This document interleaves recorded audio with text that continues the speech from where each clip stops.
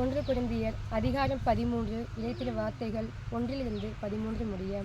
நான் மானிடரின் மொழிகளிலும் வானதுதரின் மொழிகளிலும் பேசினாலும் அன்பு எனக்கில்லையில் ஒலிக்கும் வெண்கலமும் ஓசையிடும் தாளமும் போலாவேன்.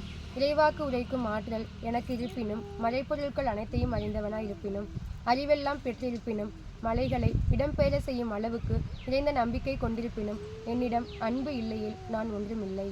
என் உடைமையை எல்லாம் நான் வாரி வழங்கினாலும் உடலையே சுட்டெரிப்பதற்கான ஒப்புவித்தாலும் என்னிடம் அன்பு இல்லையில் எனக்கு பயன் ஒன்றுமில்லை. அன்பு பொறுமையுள்ளது, நன்மை செய்யும், பொறாமைப்படாது, தற்புகழ்ச்சி கொள்ளாது, இருமாப்பு அடையாது. அன்பு இழிவானதை செய்யாது, தன்னலம் நாடாது, எரிச்சலுக்கு இடம் கொடாது, தீங்கு நினையாது. அன்பு தீவினையில் மகிழ்வுறாது, மாறாக உண்மையில் அது மகிழும்.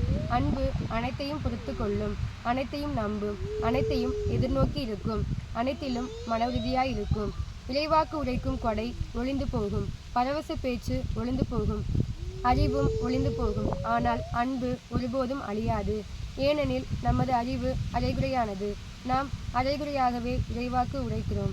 நிறைவானது வரும்போது அரைகுறையானது ஒளிந்து போகும். நான் குழந்தையாய் இருந்தபோது குழந்தையைப் போல பேசினேன், குழந்தையின் மனநிலையை பெற்றிருந்தேன், குழந்தையைப் போல எண்ணினேன். நான் பெரியவனான போது குழந்தைக்குரியவற்றை அறவே விட்டுவிட்டேன். ஏனெனில் இப்போது நாம் கண்ணாடியில் காண்பது போல் மங்கலாய் காண்கிறோம், ஆனால் அப்போது நாம் நேரில் காண்போம். இப்போது நான் அரைகுறையாய் அறிகிறேன், அப்போது கடவுள் என்னை அறிந்துள்ளது போல் முழுமையாய் அறிவேன். ஆக நம்பிக்கை, எதிர்நோக்கு, அன்பு ஆகிய மூன்றும் நிலையாய் உள்ளன. இவற்றுள் அன்பே தலை சிறந்தது.